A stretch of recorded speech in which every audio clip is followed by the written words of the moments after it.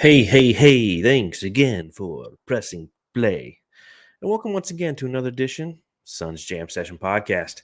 My name is John Voida, managing editor, brightsideofthesun.com, and I'd like to thank you for spending a little time with me tonight as we talk about the Suns' most recent game against the Denver Nuggets, a team that's now won six in a row after pretty easily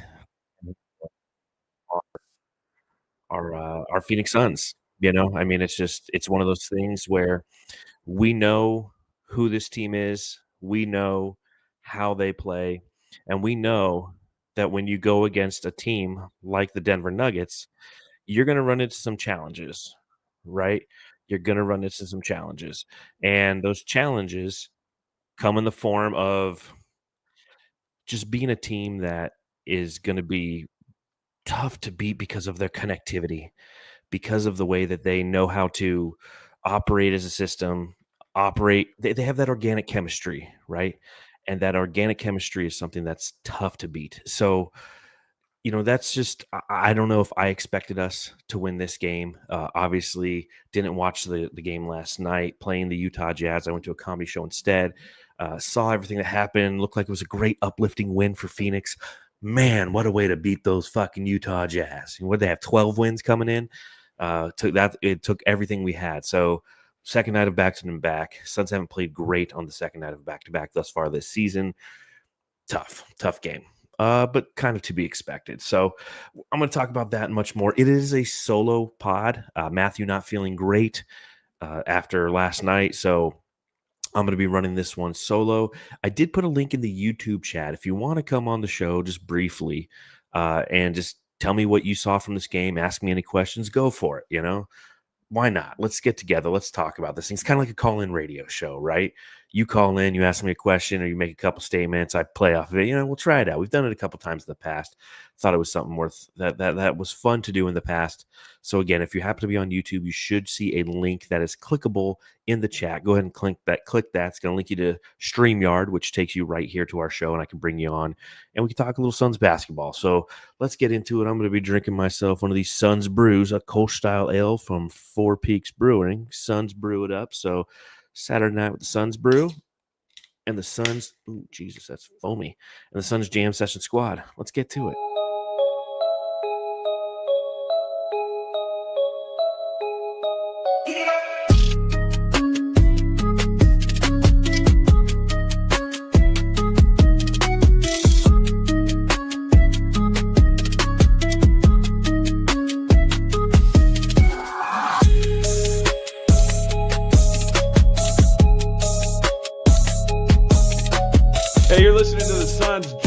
Session podcast, shooting the shit about the Suns since 2019. That's right, Jamster, shooting the shit about the Suns since 2019, the original post-game podcast right here on Planet Purple.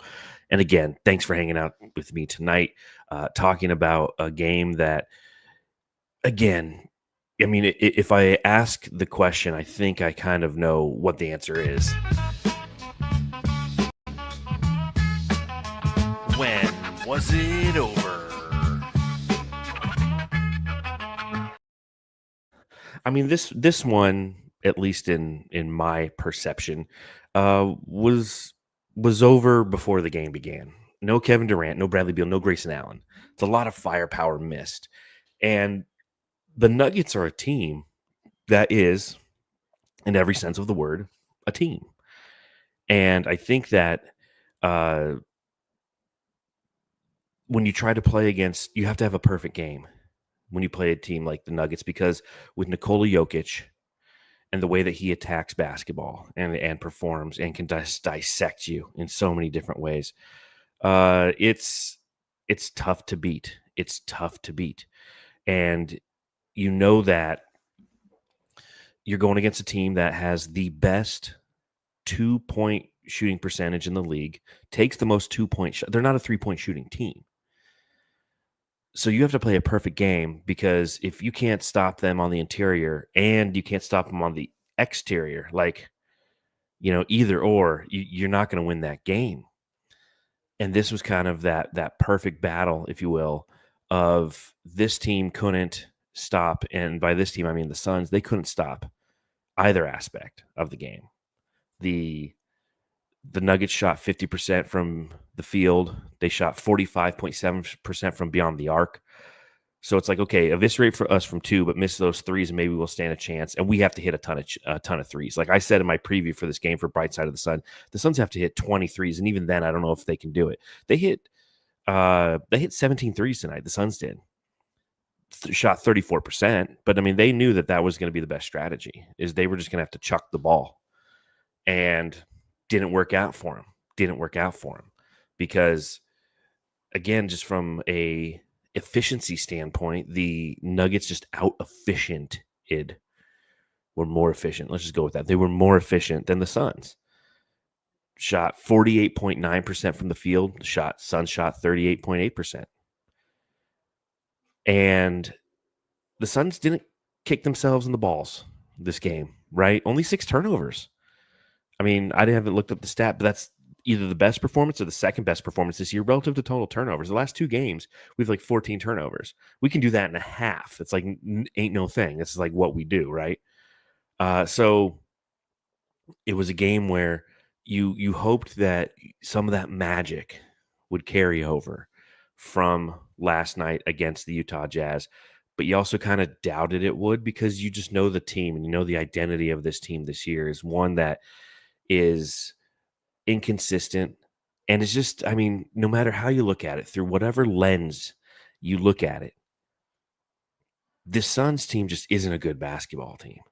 They aren't. They're not. They don't scare anybody.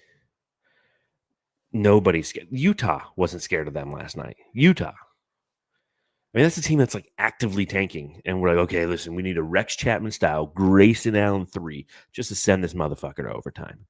Because the Suns just they don't scare anybody. So there's some good things to take from every game, right? You look for the good. We obviously find ourselves consistently mulling over and dwelling on the bad, but there's some good things to take from this game. The first of which is Bol Bol. Look, up in the sky! It's a bird! It's a plane! It's Bol Bol, motherfucker.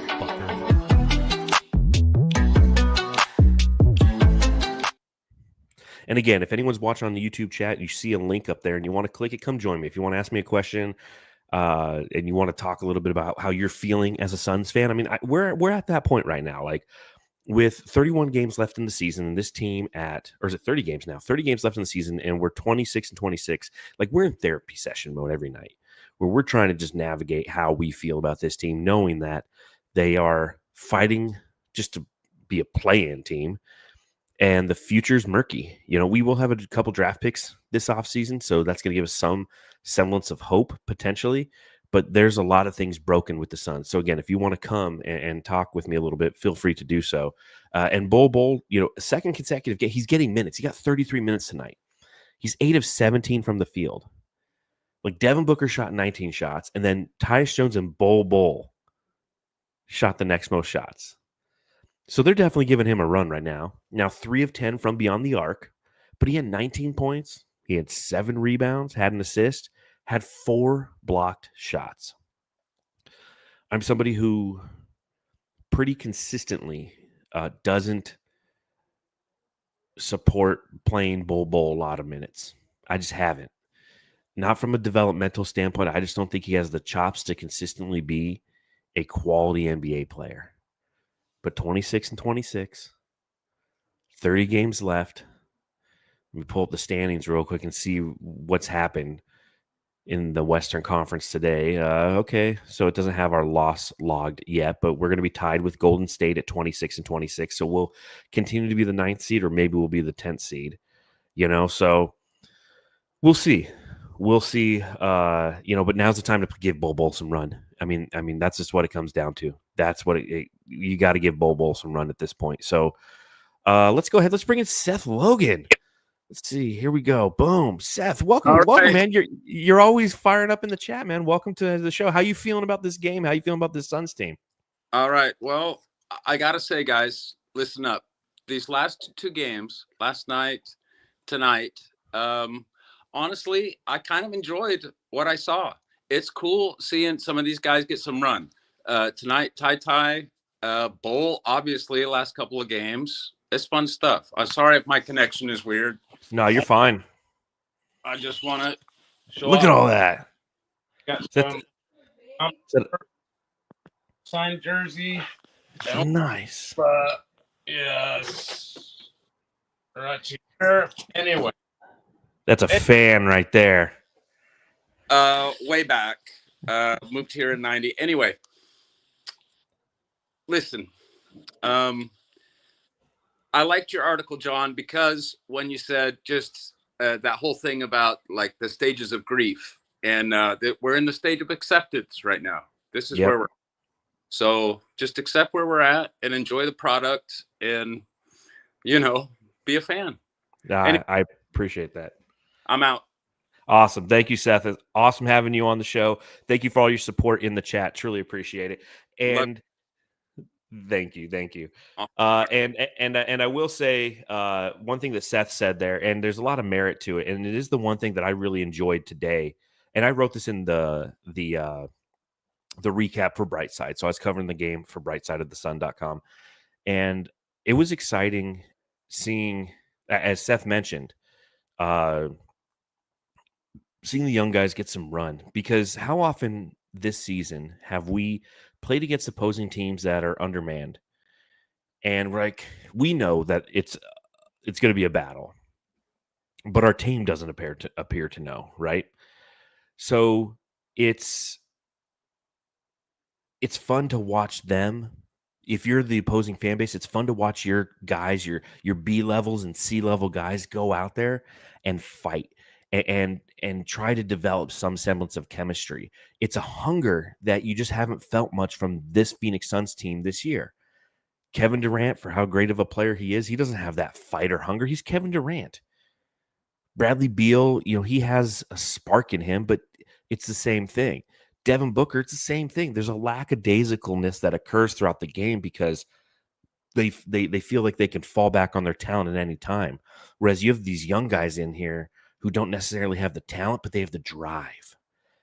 And that's what, you take us back to the 2021 team, and that team was a team full of drive and chemistry, guys who came up together and understood that, divided we fall, together we stand.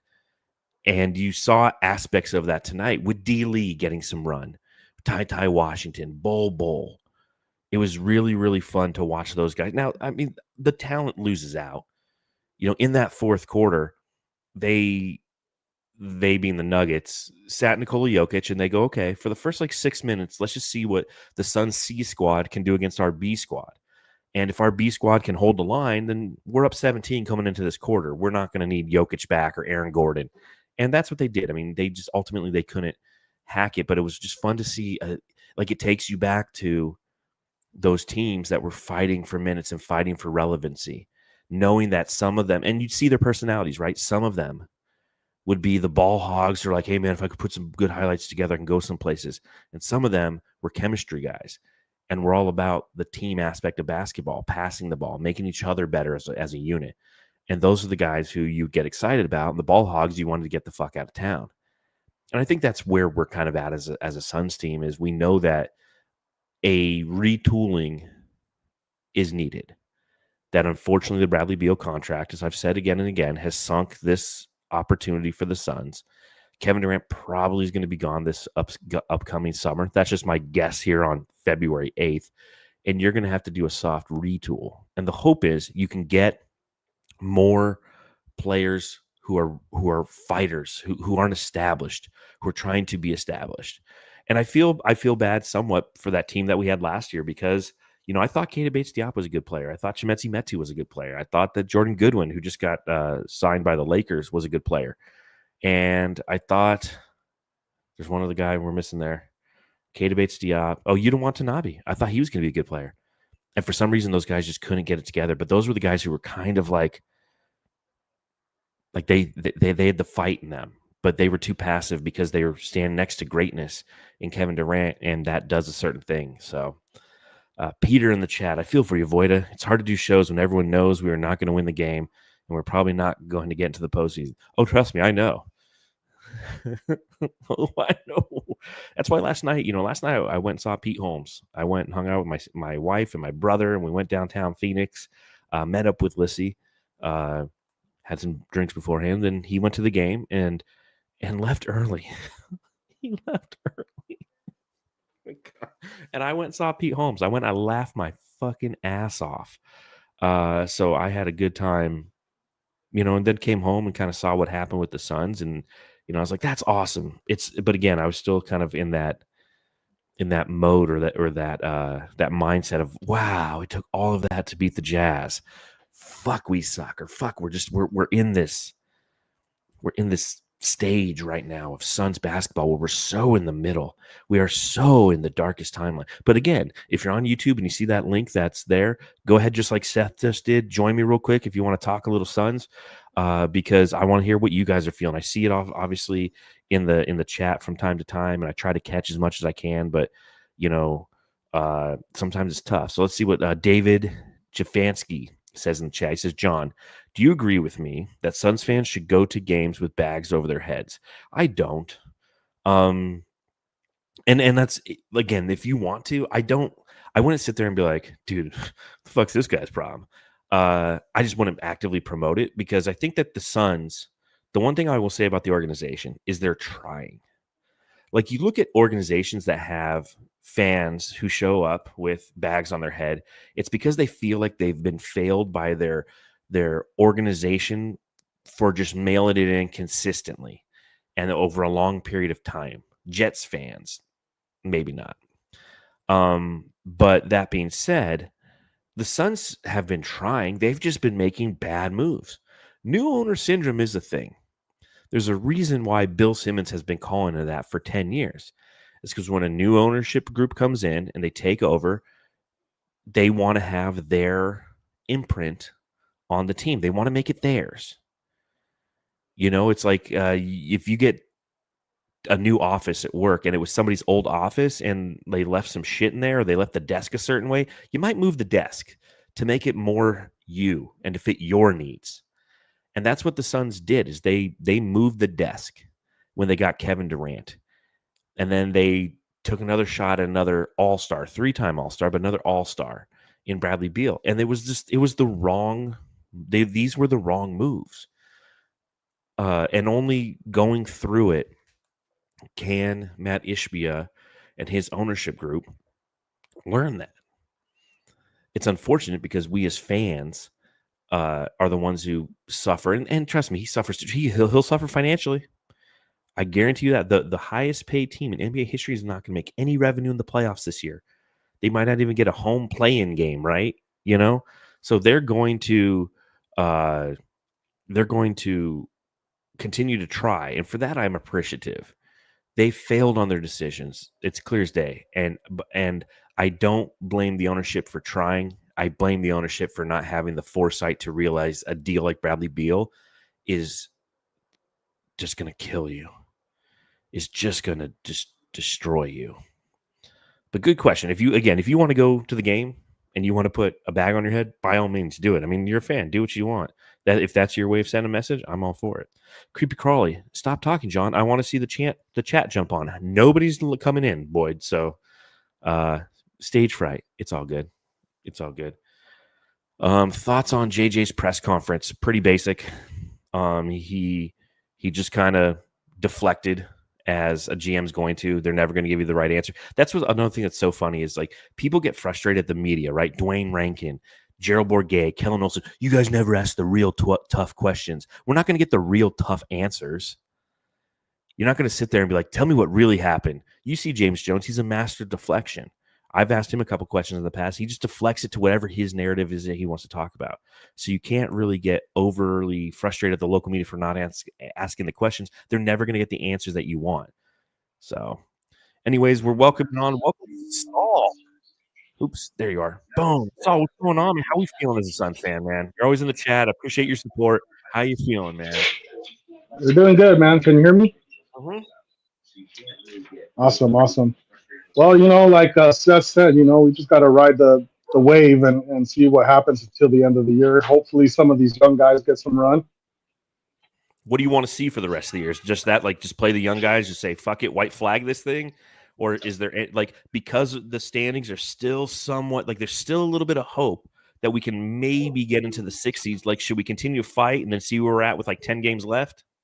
Yeah, I mean, I want to win. I want to definitely try to make the playoffs because in the playoffs you never know, right? Yep. We have three stars. I'm happy with Beal as long as he's happy in the bench. Coming off, he seems like he's been happier since the trade deadline has passed by. He's always smiling and seems like he's cheering his teammates on. So I'm fine with Beal. Coming out. I'm not the biggest Beal hater, or I know I've been wanting him traded because I just don't think he's the right fit with the Suns. But he is an all-star. Yeah, I agree. I don't hate Beal the player. In fact, he's one of the few energy guys that I've enjoyed watching. But that contract is just so debilitating, and it hurts us in the long term. It just makes it frustrating, man. So appreciate you coming on real quick. Where are you at? Are you in Phoenix? Or are you like in Australia or Canada or Argentina? No, born and raised in the West Side, man. Just been a Suns fan since '89, somewhere around Yeah. there. I can't remember since I was a kid. So been following them. Do or die, no matter what. Even through the tough times. So this ain't nothing new for us Suns fans. Amen, man. It's just a different year. Just our hearts just being broken a little bit earlier this year, right? Yep, for sure. Awesome. Hey, thanks a lot, John. I love you guys, man. You guys have a great pod. I tell my son I don't care about what you, Lissy, or Suns Geek have to say. So, thumbs up, man. Awesome. Appreciate you, man. Have a good night. Hey, thank you. Good night. All right. Next, we got, I thought I saw Keith Nettles there for a second. I think he left.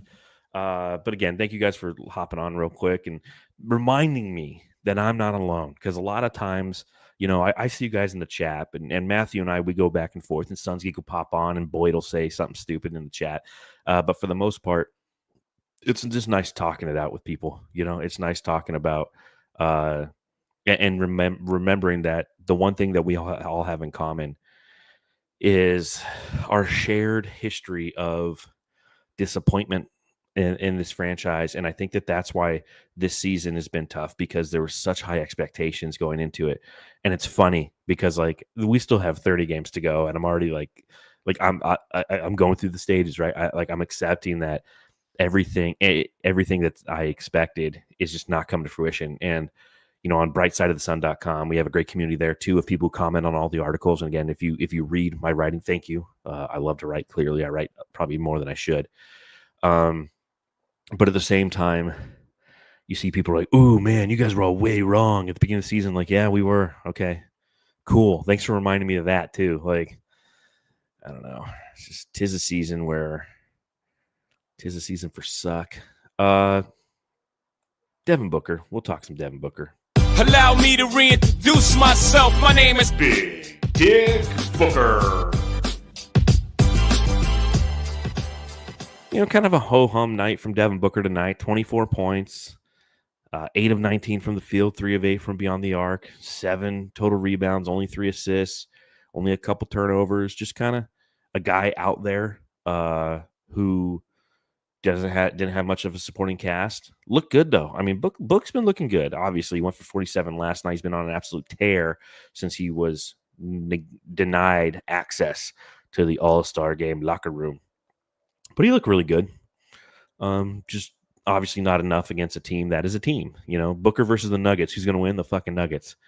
But I like what I've seen from Devin Booker over these past 3, 4, 5 weeks. Probably since the new year started.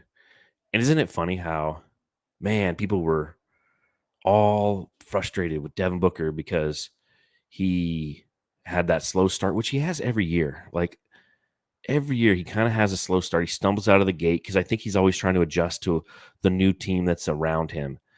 And then he just corrects the ship and is Devin Booker. I mean, since the year began, January 1st, he's leading the team with 28.6 points per game. He's leading the team with 6.8 assists per game. He's leading the team with 3.2 turnovers per game. And he's 5th in rebound, 4.7. So just it's a solid Booker season. And we know that he's in his prime. And we know that it's unfortunate that a good Booker season, because this is another good Booker. It's turned into one. It wasn't at the beginning of the year, and typically isn't. He's leading the team in all-time scoring, says John Tran.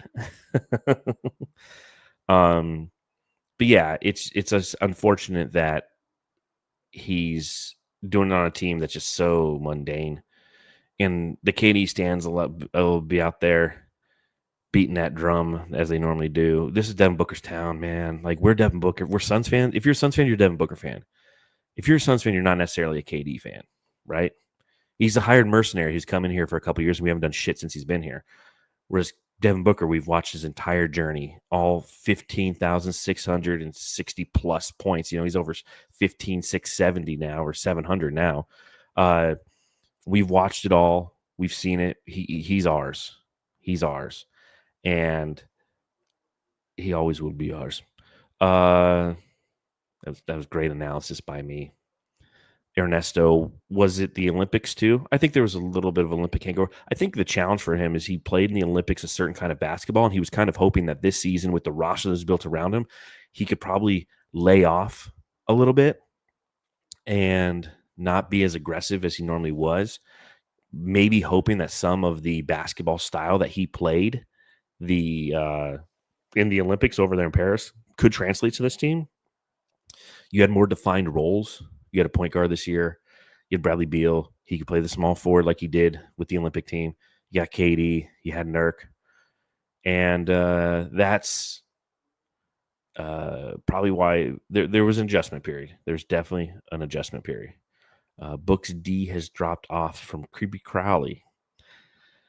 The whole team's D has dropped off. That's one of the frustrating things about this team is our defense is just non-existent. Like, when we're going against a team like Denver, who is surgical in the way that they operate their offense, you know you have no chance because we're already discombobulated on defense. We are always going to give up something. We are always going to give up the perimeter. We're going to give up a free line. Like, how many times did Denver run a fast break tonight, and the Suns just simply didn't stop the ball? I mean, let's look. Fast break points tonight. We won the second chance points battles. Fast break points, 20 for Denver, 8 for Phoenix. They just get out and run on us. It's a team, I think they have the third highest pace in the league. But, I mean, they obliterate us in the paint, 54-36, because they're surgical. They're just a surgical team. King Nacho, what were Beal's numbers? $50 million this year. That's what his numbers were. And we can't get off his contract, so that's great. It's great. It's pointless to say trade him because the trade deadline's done, man. I don't know what you're going to do for the last 30 games. Just bitch about Beal. Like, it's pointless. We all know. It's like you're not like making a point that anybody is arguing with. That's the funny thing. It's like there was a point where people were like, hey, man, like, I don't know if we should trade Beal. We should see what we got. Like, we've seen what we've got now. Now everybody agrees with you. Yet still, that's your thing. But, hey, that's your thing, man. You do you, boo. You do you. Who do you guys think is going to win the fucking Super Bowl, huh? All right, here, this is a fun one. Brian Herrera. I guess the Lakers trade for Mark Williams did not go through. He. That is kind of funny. I don't know if you guys saw this. Mark Williams trades to the Lakers for Dalton Connect, Cam Reddish, couple picks. It got rescinded today. During the game, we got that that notification from Shams that it was rescinded. Think about Nurkic. Nurkic got traded to Charlotte because they needed a center. They got rid of both their centers. They gave us Nick Richards and they gave Mark Williams to the Lakers. And they trade for Nurkic. And now the Lakers are like, oh, no, he didn't pass his physical. His physical shit. We don't want him. We rescind. And you got, what? Nurkic is like, what? I'm the backup again? God damn it. Sorry, Nurk, but you blocked me on Twitter. I will say that now that Nurkic is gone, only one starting member of the Phoenix Suns, or one member of the Suns, because he wasn't starting, is it blocks me. Let's see if I can up that again. I'm just kidding. You know what annoys me? Since it's just the two of us, you and me. Propaganda, the word propaganda. So I write a lot. And some people say I have an agenda. And like when people tell you you have an agenda, and I've seen it here on the chat, like if I'm going off on Nurkic and the way he plays, or something Kevin Durant did, or I'm promoting Booker, like that's your agenda. And I always like I don't understand that. Like I don't have an agenda. Like I'm a fan. Like remember that, guys. I come to you live from my an office that's got cat shit like 3 feet from me every night. I'm not like a media member who has an outlined agenda where I sit with my team.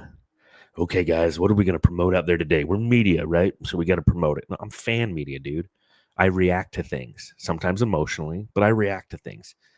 And if I'm wrong on something, I'll absolutely admit it. And somebody said that recently in an article I wrote where, because I was talking about how Kevin Durant blocked the trade to Golden State, which ended up not being true. Like I wrote the article, published it, and like 3 hours later, ESPN reported that Golden State's the one who said no. They didn't want Kevin Durant because he didn't want to be there. Whatever. And I went in there. I'm like, hey, sorry, I published this and I carried on with my life. Didn't realize it. And somebody's like, well, this was the biggest propaganda. What's going on Brightside? All you guys do is bend your knee to ownership and, say things that will be seen favorably by ownership. It's like, motherfucker, have you read what I've written? Like, all I've done is dogged ownership for how they've handled this whole Beal situation, how they're fumbled through this iteration of fortifying a core around Devin Booker and Kevin Durant. And they said that, like, this is Kevin Durant propaganda. I'm like, motherfucker, I'm blocked by that dude. You think I'm out here just actively kissing Kevin Durant's ass? My whole point was kind of what we had mentioned on the Super Duper Mega Pod, how not trading Kevin Durant, or at least including him in the process, was something that I thought you should do, because if in the short term, it makes sense not to get Jimmy Butler, and in the long term, it looks good to people who revere him. But anyways, so I'm sorry about my propaganda and my agenda, because I'm actively trying to force these upon you guys. That's what I'm here. King Nacho, I have an agenda. Beal must go. No shit. John Tran, your agenda is to provide an awesome pod. Thank you. It's my goal, not necessarily my agenda. I just need to talk. I'm telling you, like, I do this podcast primarily because I enjoy talking Suns, clearly. And it's my therapy. It honestly is. Like, Lissy and I started this 5 years ago because we used to live together and watch Suns games. And when Suns games were over, we could sit there and just bitch to each other about the Suns. And then when I moved away, we're like, fuck, man. We can't we can't do it anymore. I mean, we can call each other. That's weird after every game. So we're like, hey, man, let's just start doing a podcast let's just bitch to each other and see if anybody will watch us bitch about the Suns. And 5 years later, here we are still bitching about the Suns. I'll hand out some hardware, I guess. Where's that drop?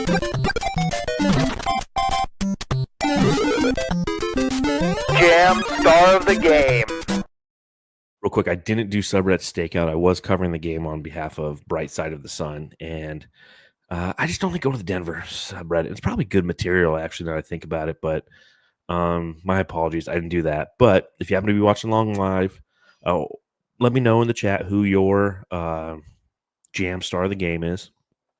And if you are listening to the podcast, please just rate us 5-star. I think we're 4.9 out of 5 stars on Spotify. We're 4.8 stars out of 5 on Apple Podcasts. If you're on Apple Podcasts, you can actually leave a review. And we got some new reviews. I haven't checked in a couple minutes, but Seth, who actually was on the show a little bit earlier, he says, best post-game pod. Says, this podcast is the best. Well-articulated breakdown of games, enthusiastic contributions from fans in the chat, and also, very importantly, they are hilarious. Thank you. Witty, but also not afraid of dumb humor. Amen. Pull my finger. Has it all. Check them out live. Good times. Thank you for that, Seth. We also have Came Back. Gave us 5-star review from DBA Tars. Said, went out to the wild to see how other Suns-themed podcasts were, and you guys really are the best by far. So I'm back now. No hard feelings. It was me, not you. No, go ahead. Go out there. Check it out. See what other people have. See what other people have. We'll keep doing it. And then we have one from ARG Kid, 5 stars, says, wish I found this Suns pod sooner. I've been listening to Suns podcasts for probably a decade and regret not finding this one sooner. John does an incredible job, and I appreciate the time and effort he puts into putting out a quality product. Keep it up. See, that makes me feel good, man. I don't know if you can tell, but I'm just a little down right now. Like I'm in that stage of acceptance. Like I go to work and I have coworkers who start talking about the Suns. I mean, obviously this week with the trade deadline, put a lot of work into that with Brightside and here at the Suns Jam Session podcast, the Super Duper Mega Pod, all that fun stuff. And people at work, after this trade deadline, they're like, so what do you think? And like, I just sigh. I was, because I'm in that stage of acceptance that the excitement that I had at the beginning of the season it's just completely gone.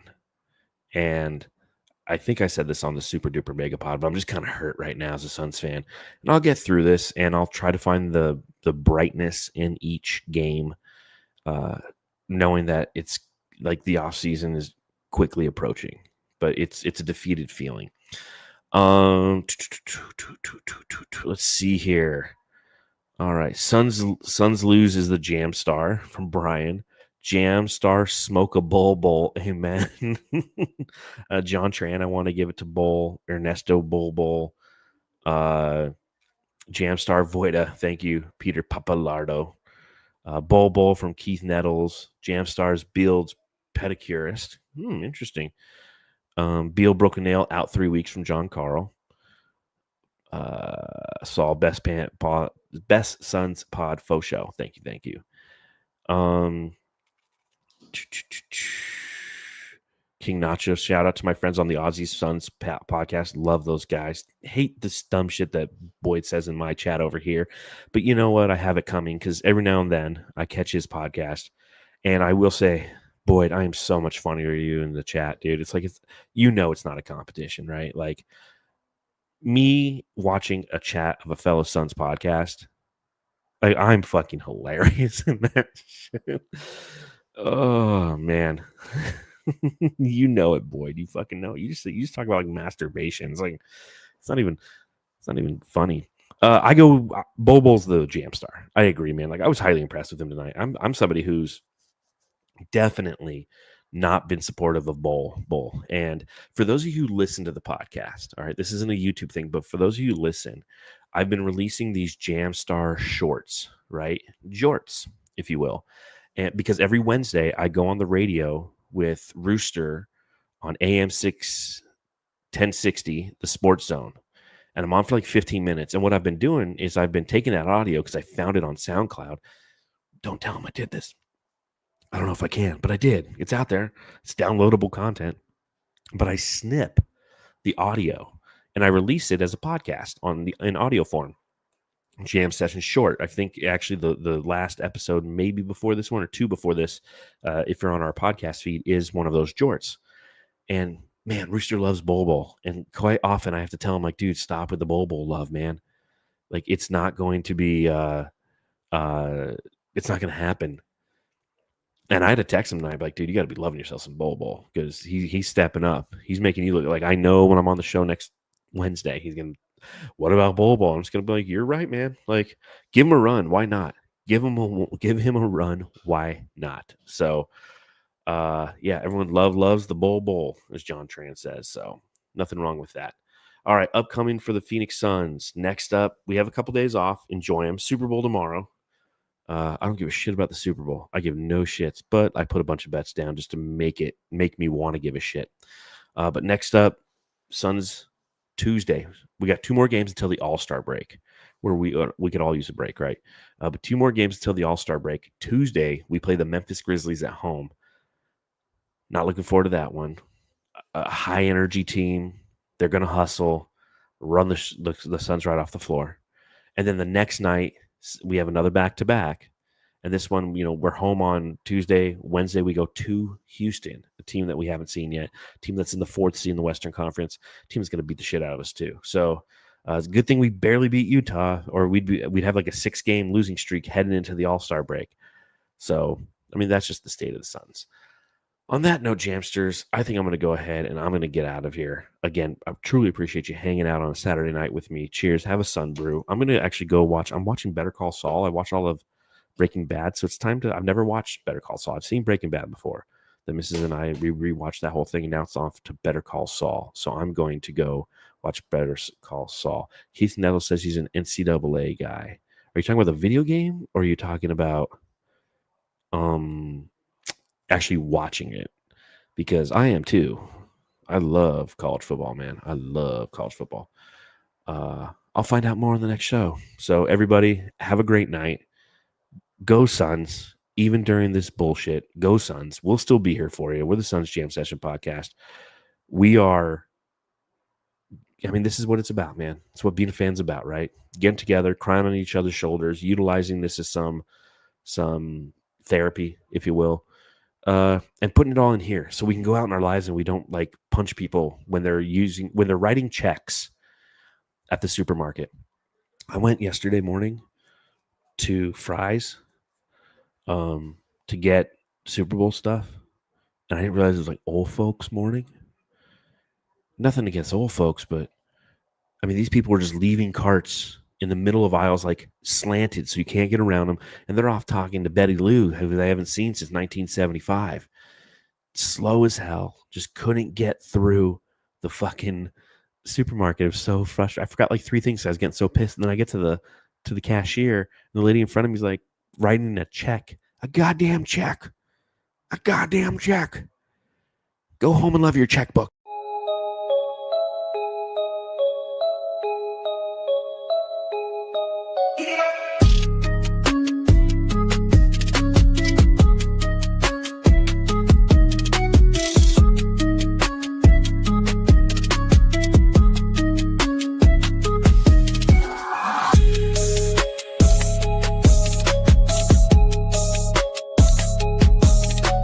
Hey, you're listening to the Suns Jam Session podcast, shooting the shit about the Suns since 2019.